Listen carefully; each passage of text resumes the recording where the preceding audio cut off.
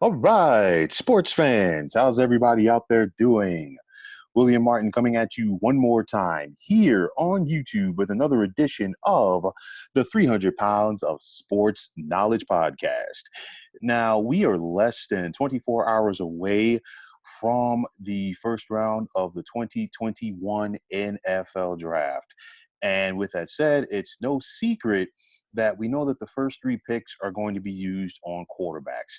It's all but a given that the Jacksonville Jaguars are going to use the first overall pick on Clemson quarterback Trevor Lawrence. We could basically pencil in Zach Wilson, the quarterback out of BYU, going to the New York Jets second overall. And then it looks like the San Francisco 49ers, who traded up in this draft, are going to take Mac Jones out of Alabama third overall. But, with that said, there's still plenty of intrigue in round number one. You have teams like the Atlanta Falcons that are looking to move out of that pick, possibly at number four. We also have the Cincinnati Bengals there. You look at the Detroit Lions, who are like entertaining phone calls as well. So there's a lot of different things and a lot of moving parts to focus on in this draft. And there are like definitely some real standout players for my money in this draft. I look at one guy on the defensive side of the ball that definitely stands out for me, and that is Patrick Surtain the second. Of course, his dad, Patrick Surtain Sr., or Patrick Surtain the first, whichever way you want to reference to it. This was a guy that, held his own as a solid cover corner in the NFL for many years. He has passed that knowledge down to his son. We saw his son star for the past couple of years at the University of Alabama under head football coach Nick Saban, and now it's an opportunity for him to take his game to the professional level. A lot of people have him penciled in for the Dallas Cowboys at pick number 10. You're looking at a Cowboys defense that was cooked last year, especially in their secondary. And if you're going to go out there and get it done at this level, if you're the Dallas Cowboys, if you want to take that next step, you definitely have to fix that issue. Of course, Dallas is expecting a healthy Dak Prescott back at quarterback for the 2021 season. It's also a situation where, hey, you know what? Dallas is going to get some points scored. That make no mistake about it. But you got to try to go out there and fix your defense.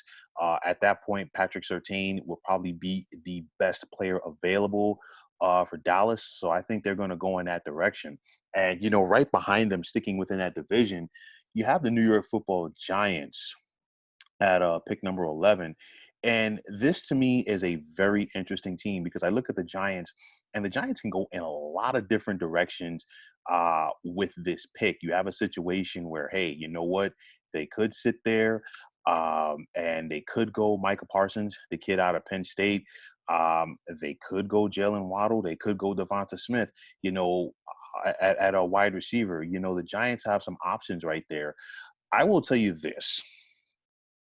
I know the Giants general manager Dave Gettleman has put some stock in recent years on pardon me, not in recent years, but rather in free agency on the defensive side of the ball. You look at it right now. I know that the Giants have also brought in wide receiver Kenny Galladay and a veteran tight end Kyle Rudolph. But you look at a guy like Micah Parsons, and I know that there are definitely going to be some people who disagree with me on this. It's a situation for Parsons. This guy is a disruptor.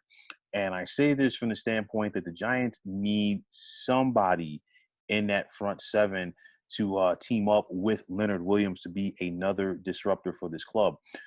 You look at it right now, and it's a situation for Big Blue. They got to get some more out of the pass rush. And I mean, from the linebacker level. And I think this is something that a guy like Micah Parsons definitely could deliver to them. With that said, you know what? The speed of Devonta Smith or Jalen Waddle could simply be too much for New York to pass up on, but we'll have to wait and see. So, it's one of those where the Giants are actually in a situation where it would be very hard for their general manager, Dave Gettleman, who has gotten criticism from people in recent years to go out there and mess this up. But like just skipping right in front of the Giants, a team that I glanced over was the Denver Broncos at number 9.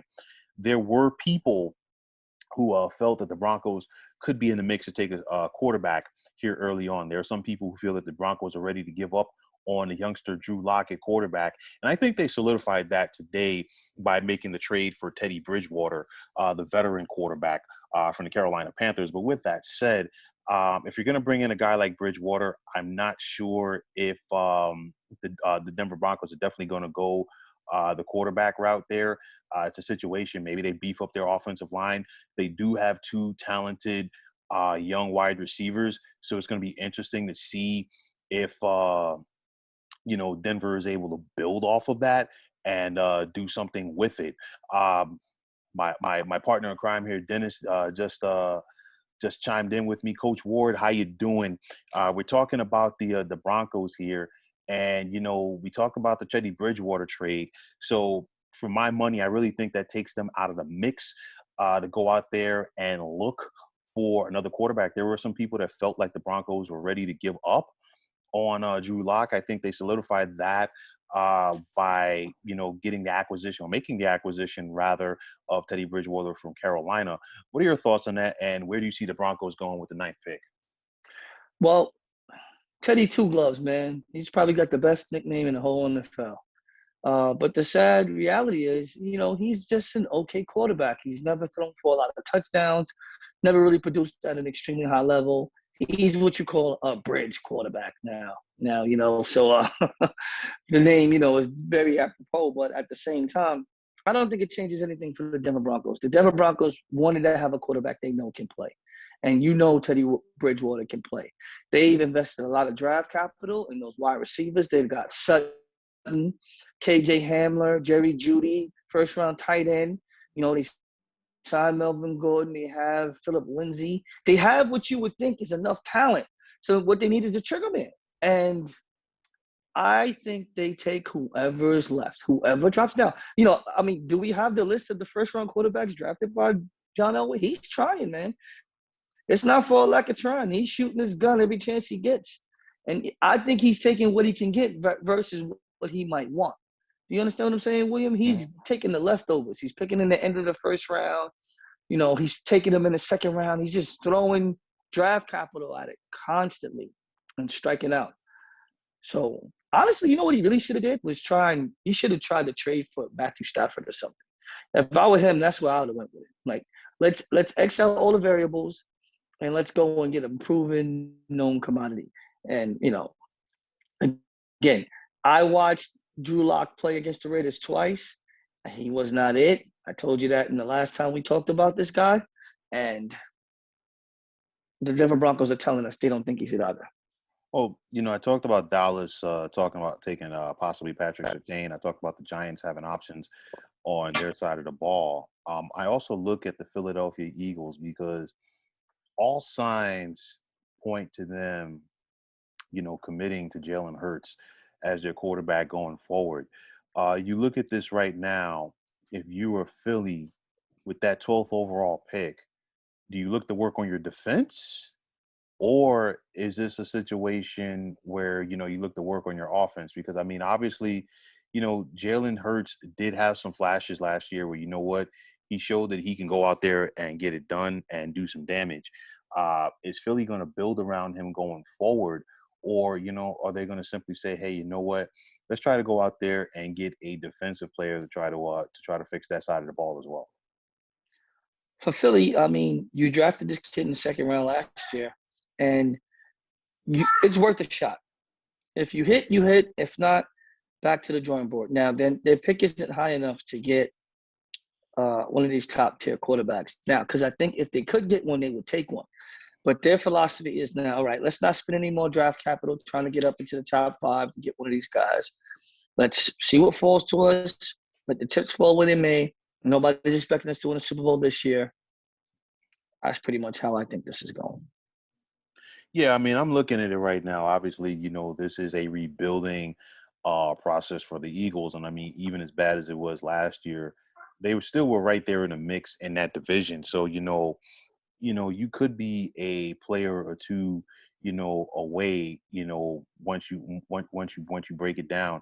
And, there are, some difference makers here that we're going to see in round number one. I think a guy like Micah Parsons, not saying he would fit for the Eagles, but definitely, in the right situation, he can do some damage. You look at the wide receivers, and there's going to be multiple wide receivers going early on in this draft. I mean, you look at a guy like Devonta Smith, you look at a guy like Jalen Waddle. They're definitely going to be proven commodities, or hot commodities rather, early on.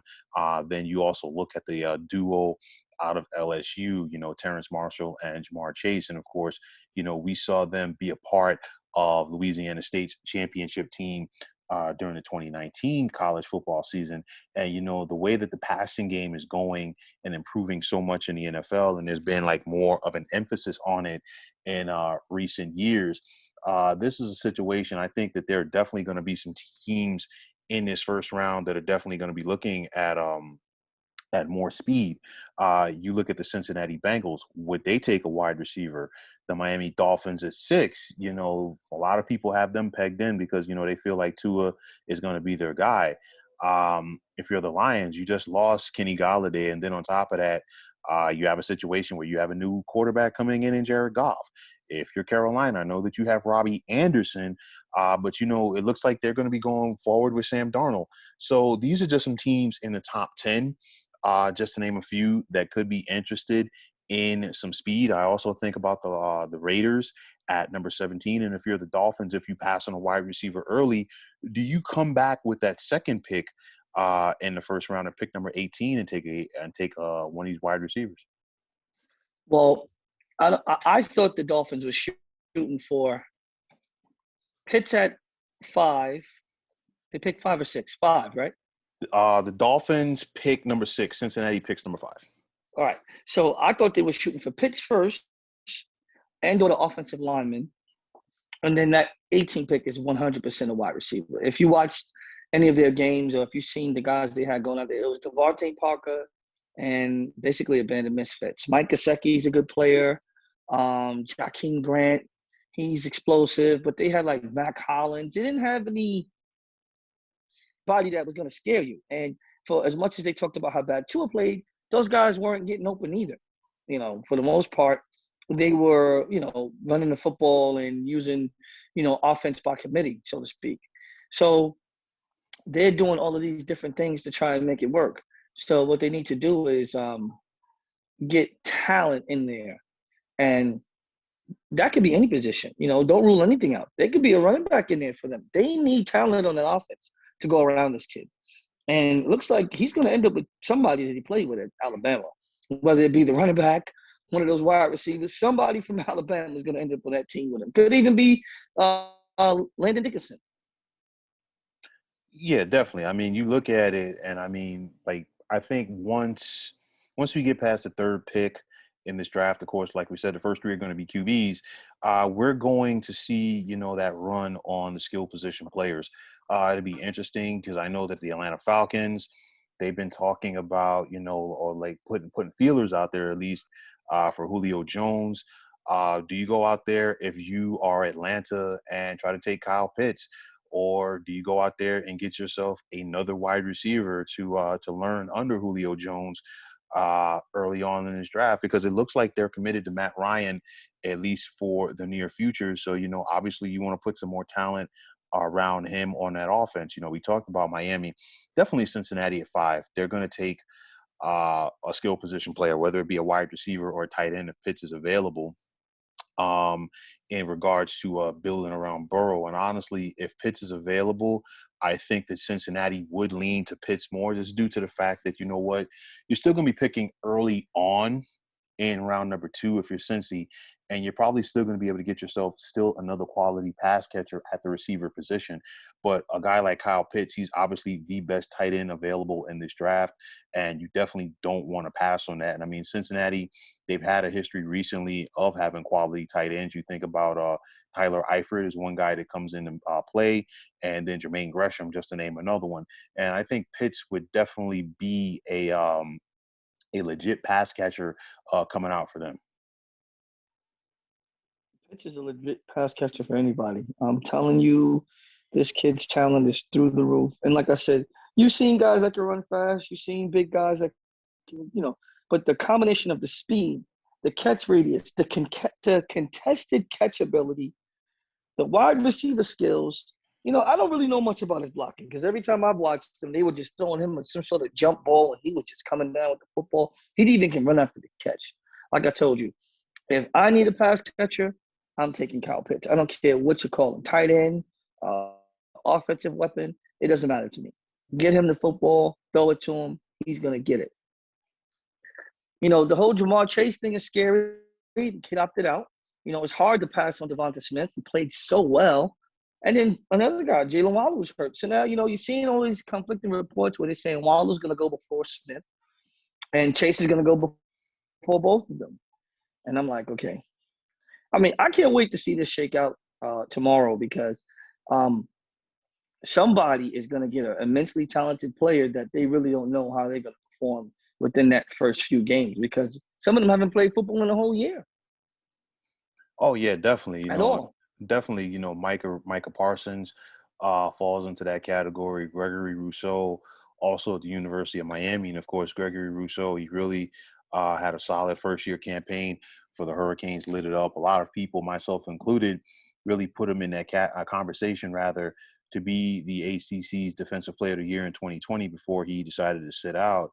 And I mean, we saw what Micah Parsons could do. We had that tape of him in 2019 with Penn State, and he really anchored the front seven of that unit.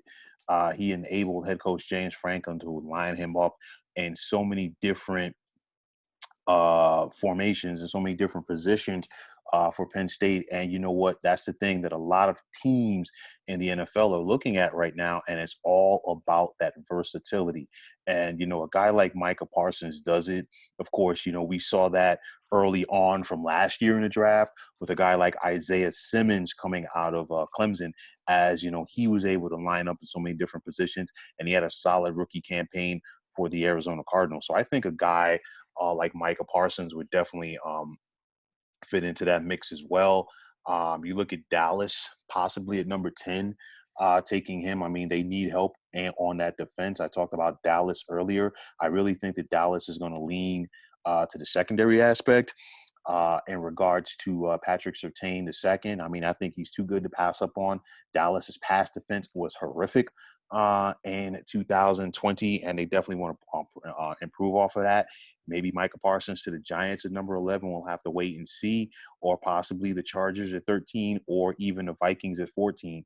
I know that Bill Belichick loves versatile defenders, but I think he's going to be in the running to go out there and get a quarterback. But if he didn't, I think Micah Parsons would be his guy. But I definitely think Micah Parsons would be in the first half of the first round of the draft because he's too good of a talent to pass up on.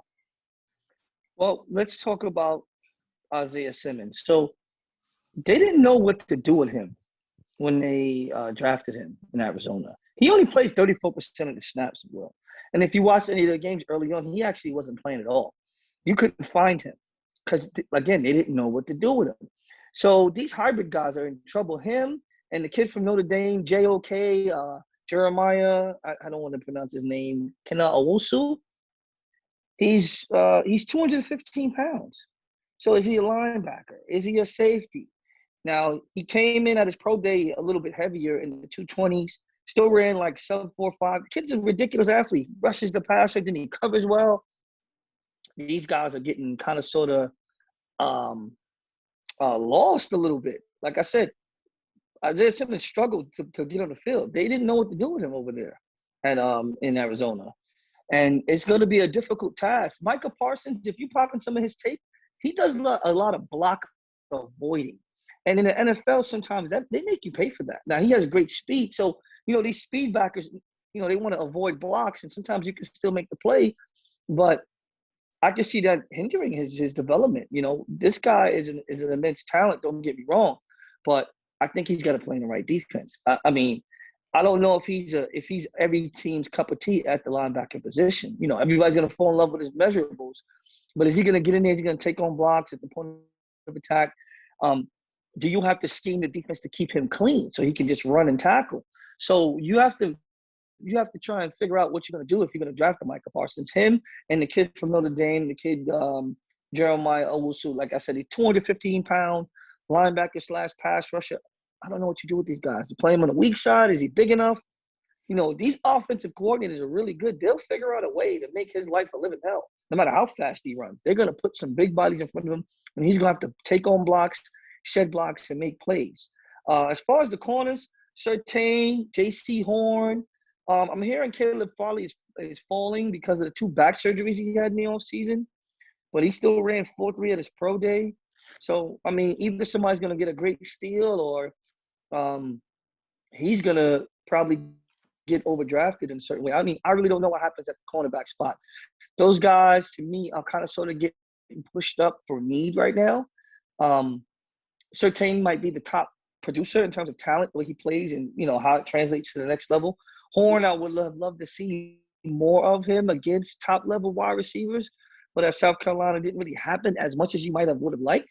But we're gonna see tomorrow, man. This is gonna be interesting. Well, I think Surtain is the most NFL ready, and I think that his game definitely transfers to this level more than anybody else. So I think with that said, he'll probably definitely be the first corner taken. Another guy who's intriguing to me, and I definitely want to get your insight on that, Asante Samuel Jr. coming into this draft. What's your take on him? He's got a lot of his father's game in him. You know, he's a bit of a gambler. You know, remember Asante would, you know, gamble all the time in the short area, or he'd guess and jump slant routes. I mean, it's not easy to catch interceptions. If anybody's played corner anywhere, anytime, it's not easy to catch interceptions. And guys that have a knack for getting interceptions always get interceptions. There's another guy named Andre Cisco. He's actually from Queens, from Syracuse. His freshman year, I want to say he caught 7 or 8 interceptions.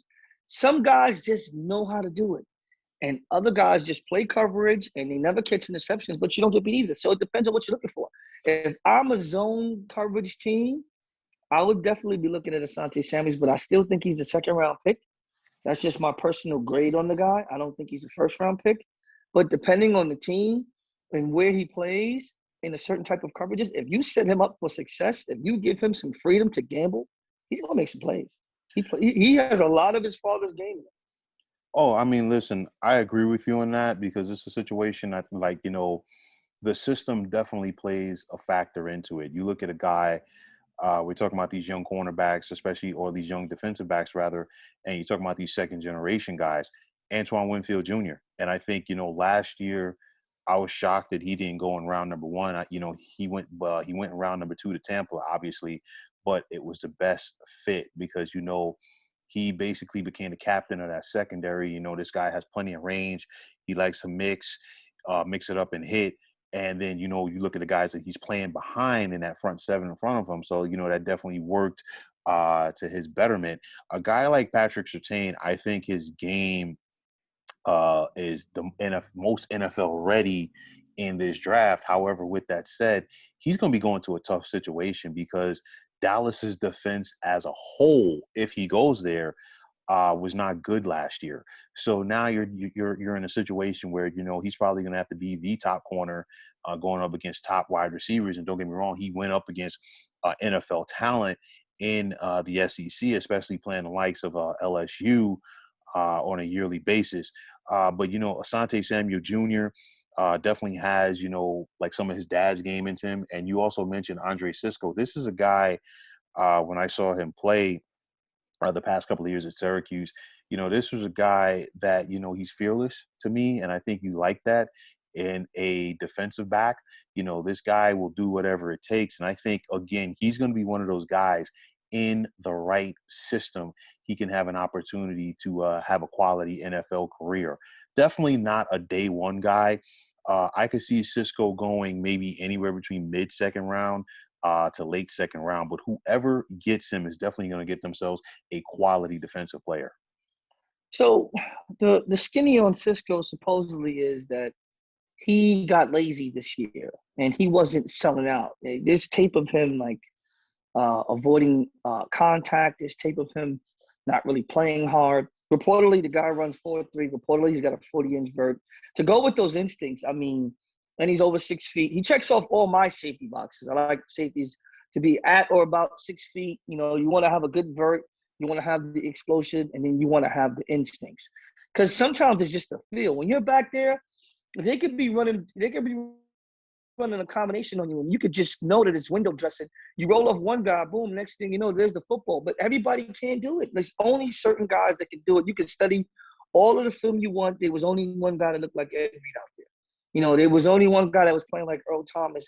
These free safeties that come along sometimes, these Ronnie Locks, these Rod Woodson guys, that Charles Woodson, these guys that look like they're Troy Polamalu flying out the sky. Next thing you know, they intercepting the football. He gave me that my freshman year. But then that tape, that sophomore year tape, is not good. I mean, his junior year tape, I'm sorry. It's just not good at all in terms of how he looked from an effort standpoint. So, you know, we'll see. Somebody's going to draft this guy. Well, I wouldn't mind him in the third. I wouldn't mind him in the third at all. Well, you know? I mean, somehow I think the Raiders are going to take a safety early. Well, I mean, I look at him, and I mean, some of that I think was due to the fact of the team that was around him. Because you look at how, Syracuse was not the same team that they were at the end of his career there, as opposed to the start. Dino Babers has never been a guy who really has had a reputation as far as building solid defenses. So maybe that ate at him. Maybe I'm just playing devil's advocate. But it's a situation, like you said, maybe he goes to the right system, and maybe he just gets motivated and goes out there and, shows that he is ready to contribute at a high level in the NFL. I'm going to tell you what I tell my kids all the time. When you go in there, you go out in that field, somebody's taping you. And you need to give effort each play, because the last thing you want is bad tape. Like, hey, look at number 75. He didn't hustle on his play. Oh, look at number 50. He didn't get to his he didn't stay in his gap. He's walking behind the play. And all those things people find you, because everything's recorded and they're gonna break down the film over and over again. So for a guy that's been playing college football for 3 years now, to think that he can sandbag it and it won't pop up on the tape and nobody's gonna notice, it's just poor character, if you ask me. You suit up, you put that helmet on, you go out there on that field, you better be giving it your all, because for the lack of anywhere else putting it, somebody's going to see that you're not doing what you're supposed to do. Even little old guys like me. All right, so, we've talked about, some of the secondary players. We've talked about, some of the wide receivers. We talked about the QBs in a previous podcast. But we haven't gotten to the big uglies on either the offensive side or the defensive side. Who are your standout guys for this first round of the draft? Well, of course, Penei Sewell. His tape is amazing. But remember, that tape is from 2 years ago. So scares me again, with these 2-year-ago tapes. He's really, really, really good, technically sound, not really any holes in his game at all. I would have loved to see the athletic testing from the combine. I trust that much more than these pro days. Everybody's running sub-4 threes all of a sudden, and it's weird. I always like the consistency of the combine's athletic testing. But Penei Sewell checks off all the boxes. So, and now I keep seeing him sliding down these draft boards, and I don't know how they're gonna justify somebody this good sliding down this far. Where do you see him going? If I'm drafted, if I'm the Dolphins, or if I'm the Bengals had a terrible offensive line. So what are you doing if you don't draft them if you're Bengals? But now if you get Jamar Chase, so now follow me down this path. The other pick is what, number 18, right? The Bengals. No. Bengals do not pick again in the first round. The Bengals don't pick again until 38th overall. That's in the second round. That's not good. But I mean, if I'm the Bengals, the way Joe Burrow got knocked around, how do you take a wide receiver? You can't throw to a wide receiver on your back. Right. If Penei Sewell is staring me in the face and I'm the Bengals and I don't take him, I got a question of the front office. Now, this is a deep offensive line draft. You got the kid from Oklahoma State, Tevin Jenkins. You got Rashawn Slater. Very, very good. His arms are a little short, and he's only 6'4", so a lot of teams are projecting him to go kick inside to play guard. You got Elijah Vera Tucker, Another guy who they're saying has got short arms for kicking the guard from USC. He's very, very, very, very good lineman. And then the list of guys they're going to go in the second round are going to be good. But you need to protect your investment. Joe Burrow was the first pick overall the year before. How is it that you're okay with this guy just taking hits? And even if Jamar Chase is open and he gets the ball there, if he took a shot after, did you do this guy a disservice? The best teams that take care of their quarterbacks are the teams that usually win and their quarterbacks last a long time. Well, so if you want, everything you said makes sense, but we have never seen the Bengals consistently do the right thing. So I mean, with that said, I would not be surprised if they passed on Sewell.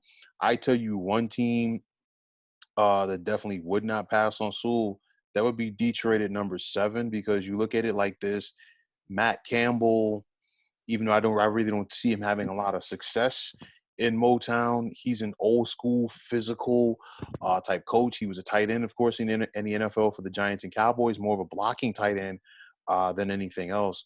And if you're Detroit, you just made the acquisition of Jared Goff from the Rams. So you've got a young quarterback that you want to, help see if he could take that next step in his career. And it's a situation, Jared Goff to me is a little frazzled mentally at the quarterback position. So he's another guy that you have to protect. But with that said, I still agree with you 100% on the fact that, Joe Burrow got bounced around and banged around last year, and you have to protect him.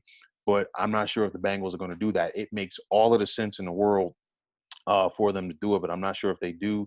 They might just be, enamored by one of these skill position players, whether it be Kyle Pitts or Jamar Chase. But we'll definitely have to wait and see what they do tomorrow night. Let's see, William. You have a list of linemen that can go in the second round, walk a little from Stanford, 6'7", 310 pounds. These guys there's a lot of good linemen. And even if they aren't good right now, these coaches believe they can coach them up and make them good.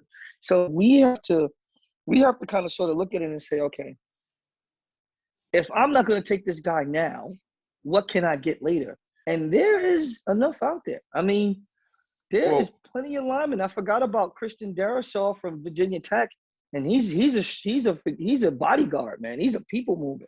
He gets up in there and he throws bodies around, man. Big old strong guy up front, man. And he'll be sitting there in the teens probably. Well, Dennis, I look at it like this, bro. You talk about this being a very deep offensive line class, but the thing is like the Bengals, after pick number 5, they picked 38th overall. I see a scenario where, there's going to be a run on offensive linemen before Cincinnati comes back on the board. And I think that run starts in the 20s. And the reason for that is you have some of these teams, a la the Jets, a la the Jacksonville Jaguars and the Baltimore Ravens, who have multiple first-round picks. We talked about this before with Baltimore, trading Orlando Brown Jr. to Kansas City. And, of course, they got Kansas City's first-round picks. And now Baltimore has 2 first-round picks. Law of averages, they're probably going to use one of those first-round picks to get Orlando Brown's replacement. You look at the Jets at number 23. That's the pick that they got from Seattle for Jamal Adams. They're more than likely taking Zach Wilson 2nd overall. So, it's a situation where you definitely got to protect them. And if the Jets don't take an offensive lineman there, they're definitely going to take one at pick number 34, which is just the second pick of the second round on day 2. We also look at Jacksonville at number 25. They're taking Trevor Lawrence 1st overall. And, no quarterback can be good if he doesn't have an offensive line protecting him. And if Jacksonville doesn't take an offensive lineman there, they pick 1st overall in the 2nd round. So one of those picks is definitely going to be an offensive lineman. So with that said, we're going down the list here. Cincinnati doesn't pick again until 38th. So again, Miami's ahead of them as well, because Miami gets Houston's 2nd round pick as well. If Miami goes skill position player early on in round number 1, like most people expect them to do, okay, then they're probably going to come back and get a lineman. All of these teams are in front of the Bengals, and you have a Mike Brown who has never really been known as far as making trades, period, especially on draft day. So if you're Cincinnati, there's a possibility you could get get lost or be hung out to dry rather if you don't take this guy early on and then you're enamored with that skill position player a la a Kyle Pitts. So I think the onus is on Cincinnati to make the best decision for that pick. And this goes back to what I say all the time. When you miss on that pick, on that first round pick in the NFL draft, and if it's in top 10, and if it darn sure is in the top 5, it could really set back your team. And again, to your point, this Bengals offensive line was not good last year. Joe Burrow took a beating, and of course, obviously his season was cut short. And if you're the Bengals going forward, you have to know that, and you have to do right by Joe Burrow. And they can't miss on this, and they cannot miss on that offensive line help early on in this draft. Well, William, the depth goes all the way into the third round. Liam Eichenberg, Notre Dame. I mean, this draft has solid offensive, at least 15 guys who I expect to be starters at some point. These offensive tackles, and I didn't even go into the guards and centers like Dickerson and Humphrey from Oklahoma. They got a lot of good players.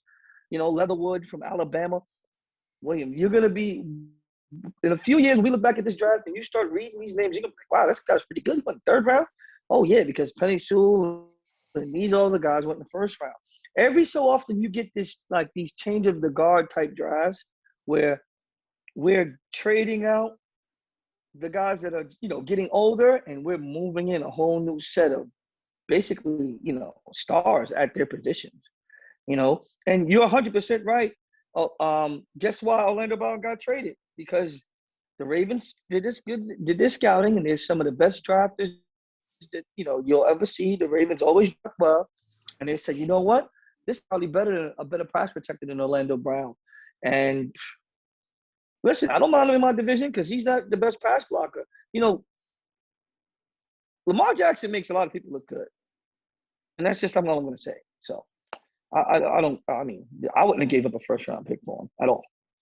Well, they gave up a lot more than a first rounder, but typically, with Baltimore, we've seen over the years, especially when Ozzie Newsome was running the show, if he drafted you in the first round, you were a starter for the next decade. And I look at this, I think it's a shrewd move by Baltimore, because my biggest thing is this: I know that a lot of people are talking about this being a upgrade for the Kansas City Chiefs, which it was, because they really got exposed on that offensive line in their Super Bowl loss to the Tampa Bay Buccaneers. But it's a situation you got to sit back at the same time and question it.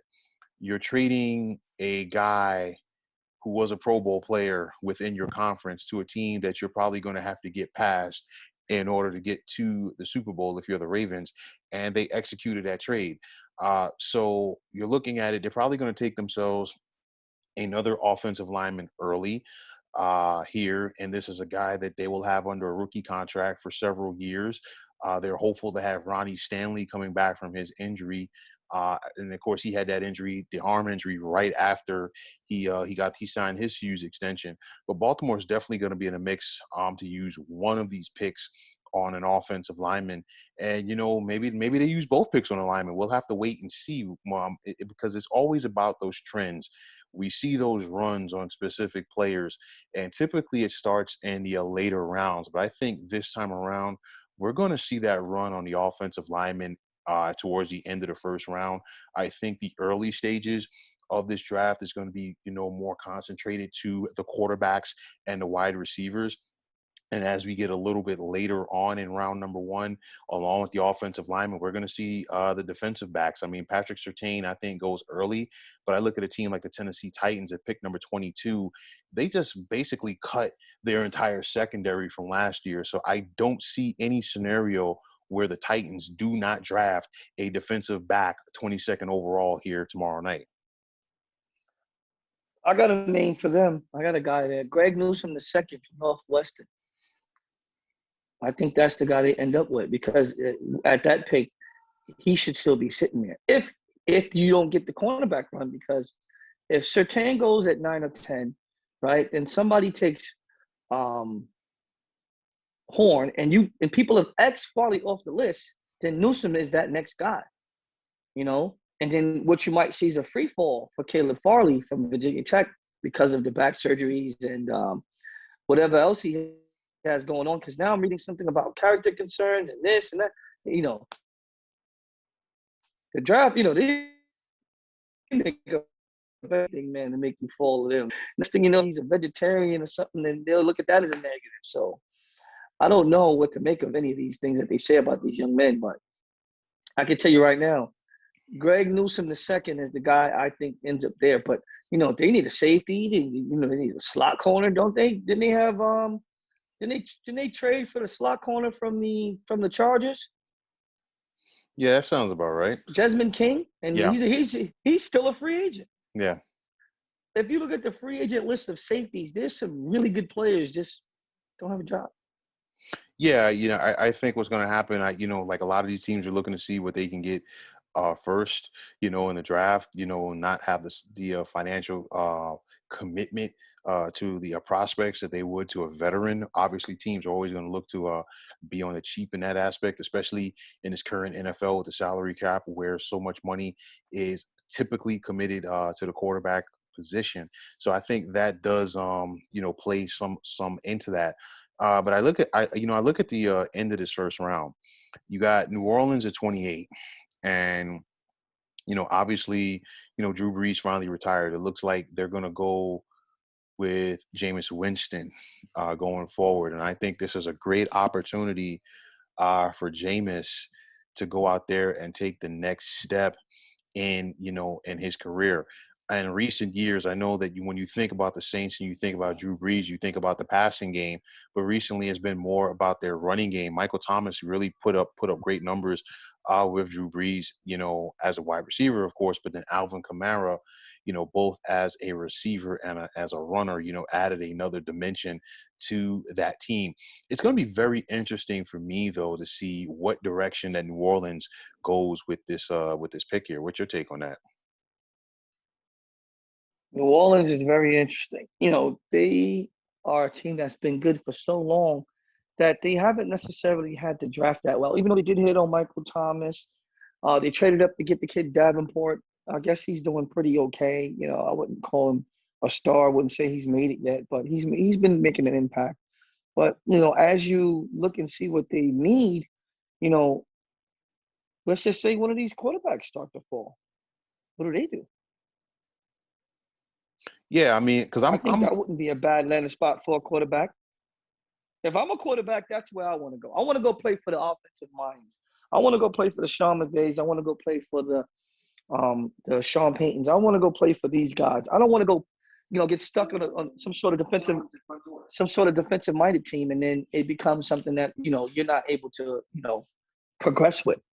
so you don't see them committing to Jameis Winston going forward? I don't think anybody should commit to Jameis Winston. I mean, I look at it, New Orleans could go in different directions here. But you mentioned the quarterback scenario. I keep harping on this. We know that the first three picks are going to be QBs, but I'm looking at it. It's going to be very interesting for me with New England. Is this the year that Belichick takes a quarterback? Excuse me, do they trade up for a quarterback or do they sit there at number 15 and are they just going to be content with a QB? Because I look at it like this: you have more than likely it's going to be Trey Lance and Justin Fields sitting there at 15 when New England picks. And I just really want to know, what are they going to do with that pick? I look at it typically in recent years, Bill Belichick, he does a lot of unorthodox things early on in the draft. He'll take guys that most people did not have their eyes on. And you look at it, he was able to do that and get away with that when he had Tom Brady at the quarterback position. Obviously, that is no longer the case. Robert Kraft, the Patriots owner, has already talked about having to spend a lot of money this off season in free agency to kind of mask some of the draft mistakes that have been made by his GM. And of course, who's the Patriots general manager? Bill Belichick. So it's going to be interesting to see because Cam Newton is definitely not the long-term answer for New England at quarterback. So I'm just interested to see, is this the year where Belichick takes the quarterback in the first round, and whether it's going to be Trey Lance or Justin Fields, who that he and Josh McDaniels are going to work with up in Foxborough. If they want either one of those guys, they have to trade up. Those guys are going to go in the top 8 picks because they're going to get pushed up. I don't see either one of those two guys sliding, really. And like I said, Trey Lance scares the crap out of me. Didn't play again, didn't play last year. Immensely talented.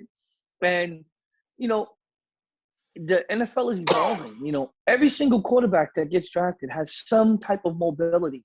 That's why I find it so weird that Mac Jones got pushed up so high and they're saying that he's going number 3. And I'm like, well, you could have waited to get him. They didn't have to trade 2 first-round picks to go up to 3 to get this guy. He would have been sitting there somewhere. I agree. You know, and even if they wanted to wait to see where he was falling to, the fact that they traded up and then made his name even hotter, it's like they raised his value. And like I told you in a previous podcast, I just didn't see a reason to trade up for a pocket passer. You trade up for the talent, right? You trade up for the game changer. These guys that are coming out now that can run and throw the ball 7 yards on a run and, you know, run people over. Trey Lance's highlight reel is ridiculous. So what do? So now they're saying Trey Lance can go 3. I doubt he drops at all, William, to where the Patriots can get him in the teens. I highly doubt it. So I really don't know what's going to happen with this quarterback thing. After these first 2 go, and then that pick where San Francisco picks that quarterback, whoever they pick, that next guy between Fields and Lance, oh my God, it's gonna. Now you got 5 quarterbacks here. It's gonna be a race to get back up in there to get one of these guys. Yeah, I mean, like, you know, it's going to be one of those where, first and foremost, you know, I've said it before and I'll say it again. The 49ers, to me, I think they bid against themselves. It's a situation where, you know, John Lynch made the trade a couple of years ago to get Jimmy Garoppolo from the Patriots. He gave up a second-round pick for him, and everybody thought, you know, Jimmy Garoppolo was going to be the second coming. The 49ers did get to a Super Bowl with Jimmy Garoppolo. So, I mean, let's not, forget about that. But at the same time, I'm like, you know, Jimmy Garoppolo is a solid quarterback in the NFL, but he's not that guy. With that said, to me, I look at Mac Jones, and when I see a cheaper version of Jimmy Garoppolo. So that's what I think the 49ers are getting. I definitely agree with you. They could have gotten him at number 12. They didn't have to trade up to number 3 in order to get him. You look at what Justin Fields brings to the table. You look at what Trey Lance brings to the table. And to quote Bill Polian, it only takes one team to do something stupid in the draft to really change things. We've already seen that in the mix of the 49ers trading up to most likely draft Mac Jones, which they didn't have to do because he would have been there at number 12. You still have your draft capital. But now it's probably going to create a run on quarterbacks because teams are going to get desperate. And it's going to be interesting to see if one other desperate team is going to be the reason why Bill Belichick's hand is forced to move up in this draft and take a Trey Lance or a Justin Fields. Well, they need talent at the quarterback position. You know, they need someone with talent to make plays, and they went and, you know, they got more talent on the offense, period. And, you know, they paid a lot of money for some free agents, but they need a trigger man with some talent, some arm talent, some juice. You know, Cam Newton does not have the juice anymore. No. And there's no better way to insert that than to get either Fields or Lance. I mean, these guys are juice personified. They're going to give you something out there. You know, even if they're just running around for a little bit, you know, they're going to be rookie quarterbacks. They're going to mess up. They're going to make mistakes. You know, but for me, when I watch these young quarterbacks that come, these mobile guys, I just want to know if they can process information quickly and get rid of football. Trey Lance, I haven't seen enough, but I did get a chance to watch Fields, and sometimes I felt like he was a little slow in his reads. So I don't really know where this translates in terms of these particular guys. They're going to need to be brought along a little slowly, both of them. Yeah, I would hope they both go to teams where they can at least sit, not the whole year, but first 3 or 4 games. Yeah, I mean, it always comes down to being in that right scenario. And like some players rather are just going to the wrong system, the wrong organization, you name it. and it never works out. So I definitely agree with that one on you. You look at the Tampa Bay Buccaneers. This is a team that picks last. Of course, they're the defending champs. They basically brought back their entire team. We saw them re-sign Antonio Brown today to a one-year deal. They also re-signed Ndamukong Suh this offseason. Levante David. Chris Godwin got the franchise tag. Shaq Barrett took less money. So, the team is all back as they're, trying to repeat as Super Bowl champions. I know that Bruce Arians has not, left it out that they could potentially take a quarterback in the first round. I doubt it. I know that Tom Brady is a veteran, but at the same time, if you are Tampa, you are looking to repeat. And drafting a quarterback in the first round, to me, at this point in the game, is a waste of a pick because you want to have somebody that's going to have an impact on that field for you this year to help you repeat.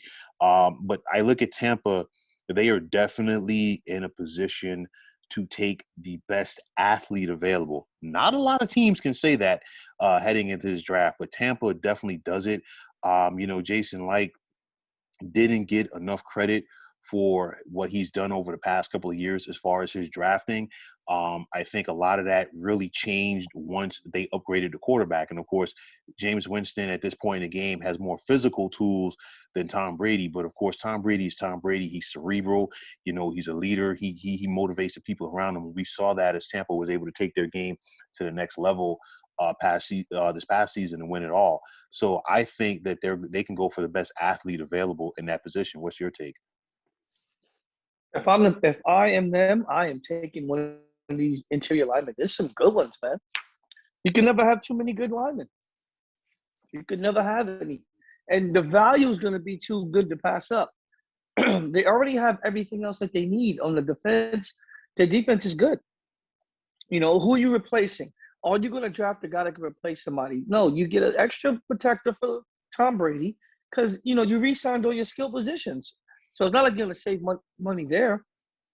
So I take one of these interior linemen. Since they drafted a tackle last year, I take whoever falls, whether it be one of these tackles that you're going to flip inside the guard like Vera Tucker if he falls, but I doubt it. Or any of these other guards that aren't yet going to be first-round grades, but you don't need to actually get a lot of value. Or maybe they just trade back. Maybe they trade back into the second round where the value is there for these interior linemen, pick up a pick, and get another one and get a couple of guys in there. Because what they could probably use as a corner. Yeah, I mean, you probably use a corner. You look at it, you can never have enough quality players in your secondary, just like you can never have enough quality offensive linemen. And I mean, you have Winfield at safety. You still have the likes of Carlton Davis at corner, but you know what? You look at it, it's definitely a passing game. And you have, if you're Tampa, you got to look at the teams that are going to contend with you to try to get out of the NFC. It's going to be like the Seattles of the world. It's going to be the Arizonas of the world. The Rams, teams like that coming from the NFC West. So, these are the guys that you got to contend with. So it's going to be interesting to see what Tampa does to take care of that. Because, I mean, they're going to be the favorite to win their division this year. They obviously didn't win the NFC South last year, but I think a lot of people, their betting hand is on Tampa Bay this time around. But the Bucs definitely are in a good position, and unlike a lot of other teams, like I said, they have the ability to just simply go out there and sit back and say, "Hey, we can take the best athlete available." They are definitely in a position to take the absolute best player there is.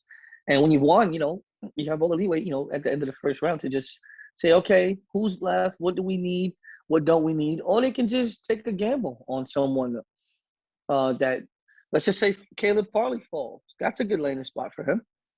Definitely. I definitely agree. And, when you're so deep on your roster, you can take those chances in the first round and it won't hurt you like it would a team who's picking in the top five, because typically when you're picking in the top five, you have several needs. But you also made a great point. What if one of these teams are desperate for an offensive lineman? What if one of these quarterbacks are there? If you're Bruce Arians and Jason Licht, you could turn around and get yourself a king's ransom for that 32nd overall pick. You could parlay that into possibly a first round pick next year along with multiple picks on Friday night in the second and third round. So, like, it's going to be interesting to see what happens. I think there's definitely going to be some more wheeling and dealing in the draft that we have to look out at. And, at the end of the day, there's always a sucker. There's always going to be somebody who's desperate to move up. And if you are a smart general manager, you could really set up your franchise for the next couple of years off of that desperation. Well, yeah, especially when you just re-signed Antonio Brown. Looks like they said his deal could be worth up to $6.3 million. How much cap space do they have in Tampa? Well, They must have zero cap space. well, I know. Maybe they trade out the first round so they don't have to pay first round money to somebody. Well, I know Brady restructured his deal. I think Vita Vea just picked up his option. At some point, somebody's going to get cut. I mean that's it, because I mean you can't pay everybody. I mean, how many times is Brady going to restructure his deal? We'll have to wait and see. But these guys are all in. I think they benefited from the fact that Shaq Barrett took less money. Chris Godwin's on the franchise tag. Do they try to work out a long-term deal with him at some point? They probably will. The other thing that's helping them is some of these guys, the Devin Whites and the Antoine Winfields of the world, are on their rookie deals. And some of these veterans like the Ndamukong Suhs, when they came back, they're one-year deals, small money at the end of the game. So I think that definitely works in their favor. Definitely, 100%. They're in a good position to continue on as they are. And like I said, there's some interesting other quarterbacks that aren't top names that could slide into the second round if they're looking to mold someone for the future behind Brady. You know, my favorite guy, Kellen Mond, his name's going to keep coming up. I don't know if he's the guy that they take. Mm-hmm. But then you still have the kid from Stanford. What's his name? J.C. Davis? Is that his name? The kid from Stanford? Listen. That would be a good spot for him. Listen, there's going to be guys out there. There's going to be there's definitely going to be a talent out there, on day 2 as well as day 3. And again, it just comes down to being in the right scenario, being in the right situation. That's what we've seen for so many years. It's all about the system. And you know what? You get in that right system, and you know what? The sky is definitely the limit for you as a player. But that is going to wrap it up for this podcast right here. As always, so much love and so much thanks to Dennis, for chiming in. And like I said, there's going to be plenty of fun-filled excitement for the first round in the NFL draft, as well as rounds 2 through 7, as we count down to, Mr. Irrelevant, the infamous Mr. Irrelevant, every year at the draft. So I think there's going to be plenty of fun and excitement for that. Want to thank all of you folks out there for tuning in. And if you like what you heard and saw tonight, please feel free to hit that subscribe button on your screen. Also, if you're on Twitter, please feel free to follow me at 300 Pounds of Sports. And like I always say, if you follow me, it'll be my pleasure to follow you right back. There's also the Sports Discussion Group on Facebook at the Sports Depot 365. You can check it out. Drop a line and be a part of one of the better sports debating sites going on social media. So for Dennis Ward, my name is William Martin. Take care and have yourselves a wonderful day.